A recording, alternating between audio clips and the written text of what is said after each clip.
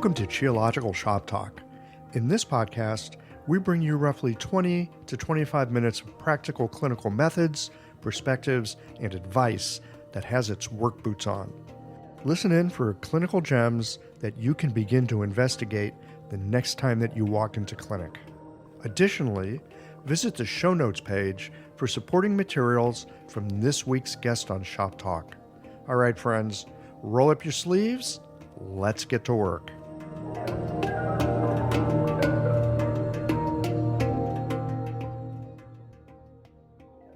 This episode of Shop Talk is brought to you by LASA OMS, your clinic's partner in wellness. Later in the show, listen for a special offer from LASA to help you with all the transitions your patients face. The information shared on this podcast is for educational purposes only and is not intended as medical advice. Always consult a qualified licensed healthcare professional before making any decisions about your health or treatment. The host and guests are not responsible for any actions taken based on the content of this podcast. Today in Shop Talk, I'd like to spend a little time talking with you about cultivation. We often talk about cultivation as an important part of being a practitioner. And as you're listening to this, perhaps you'll find yourself in agreement that cultivation, developing who we are, it's an important aspect of practicing acupuncture. I'd like to take a moment now to invite you to think about the first three things that come to mind when you think about cultivation in service of being a better practitioner. Pause here for just a moment. Don't think too hard about it. Just notice the first three things that pop into your mind. I suspect the things that just came to mind, either there are things that you're doing or things that you think you should be doing. And I wonder how many of you came up with running a business on your short list of cultivative practices. I found in the years that I've had the good fortune to practice acupuncture that running my own practice has been instrumental in keeping me honest, showing me where my blind spots are and where I'm fearful, and perhaps most in particular, where I'm unskilled or I'm clumsy. I found that running my own business requires me to be accountable in ways that I could easily avoid if I was an employee, and that the residual issues that I've had with money, power, and authority from my youth, they've shown up in countless ways in my clinical work until I realized that money was not inherently bad, but rather my lack of ability to make it. It colored my attitude toward it. That appropriate power abdicated is actually a kind of misuse of power, and that authority is not always corrupt or self-serving. There are those places where, because of our education, because of our experience, we carry a certain authority, and how we carry that and what we do with it, that makes all the difference. Running a business is not something separate from the practice of medicine. This might be one of the biggest learnings that I've had over the years. I thought the most important thing was learning to be a good practitioner, like being good in clinic, like knowing my clinical stuff. For a long time, I thought running a practice was a sideline. It was the thing that, you got to do this so I can do the other thing, i.e. having a clinical practice. But it turns out running a business is not at all separate from the practice of medicine. It's actually an integrated aspect of the clinical work, and it's helped me to remove the false assumption that business and medicine were two separate things. Just like we see the mind and the body as a connected whole, the practice of medicine and the business of medicine, it's actually an integrated whole. Having a business will at some point lead you to your uncomfortable blind spots. It'll put you dead in the crosshairs of your fears. Trust me, I know this. Running a business will ask you to be accountable to yourself and to others with an honesty that at times you're not sure that you got. And it'll show you the attitudes, beliefs, and misconceptions that are sorely in need of an update, and all too easily glossed over with the thought of, I hate business and I'm no good at it and I shouldn't have to do this and I wish I could just practice medicine and not have to muck with business. But I found that there is a lot in this world that I hated. And I hated it, maybe first and foremost, because I wasn't good at it. What's more, I wasn't willing to learn.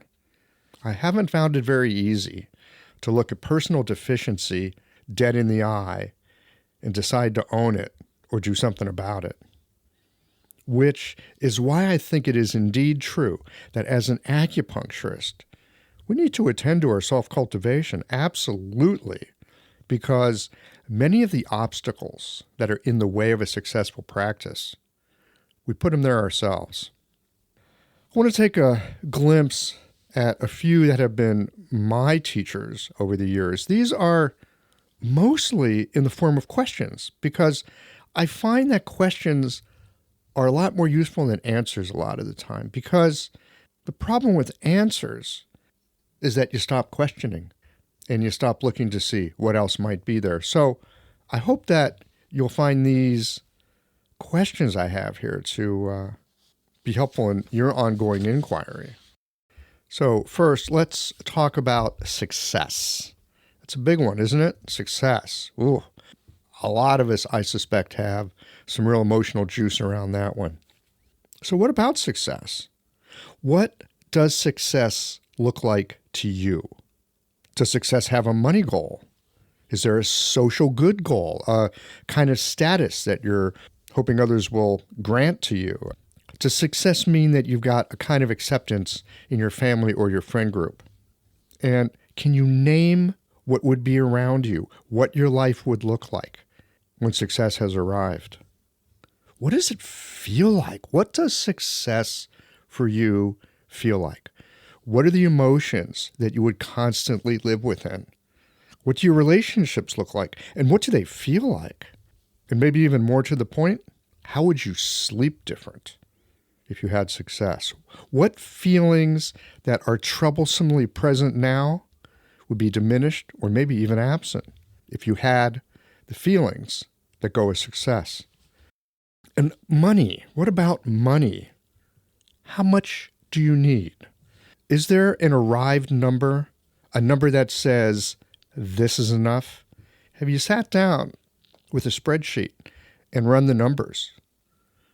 And if you have, how did you get to that number? How do you know it's accurate? Maybe even more to the point, because we have to live with ourselves and who we think we are. How do you feel about having the amount of money in the bank or regularly being generated by your practice that you feel like you really need? Again, what is the amount that's enough? And if you had that, how would others who you care about feel about you having that kind of a financial situation? When I first started practicing medicine, I thought, well, Chinese medicine, it can treat anybody, it can treat anything, and I should be able to do that. I've come to find that it's very helpful to know who are the people that you want to work with. Not the people that you think you should work with, but who are the people who actually light you up when they walk into their office? Is there a kind of person that when you see their name on your daily schedule, you feel your stomach drop out a little bit, or you start feeling a little bit anxious? And likewise, are there people when you see their name, you're excited to see them? It makes a difference when you have a practice that you feel good within, and to know that you're serving the kinds of people that you like to serve. And again, maybe you think that you should be capable and willing to serve anybody who walks into your office. That, after all, is what Sun Simyao suggests we do. We should treat anybody, regardless of condition, regardless of finance, regardless of situation. It's a nice image, but I'm not sure that it's actually the best use of my time and skill.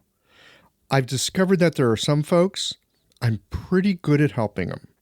Others, even establishing some kind of rapport, it doesn't go so well. If you've got a passion for a certain crowd, then you're likely to be able to serve them pretty well. You know, in marketing, they say, if your product is for everybody, then you've got a nondescript commodity, something that's probably made by the lowest cost producer overseas. It means that you're in a race to the bottom. And I'm not sure that any of us really want to win the low-cost, low-value Olympics. Think for a moment about a product or a service that you're happy to spend your time and your money on. Maybe it's a class you take or a restaurant you love, maybe clothing that makes you happy in your skin.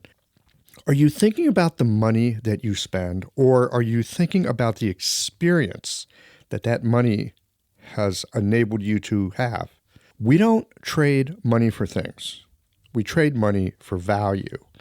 And I know for myself, all too often, I have thought that people spend their money for acupuncture. Really, they're spending their money on the value of what they receive from you and your work. So with that in mind, I invite you to take some time after this little shop talk and consider the value that your patients receive from their perspective. So often we're focused on what we do or the techniques we know and are comfortable using.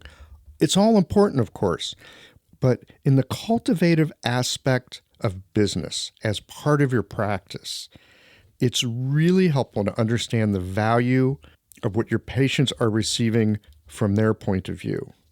It takes a bit of empathy on our part to understand that. I'll be exploring more about creating a practice that is a unique reflection of you with Brenda Lee on Saturday, June the 24th. This will be a free Ask Us Anything session with two people at different stages of their practice investigating the same question. And then we invite you to join us with any questions or comments that you might have.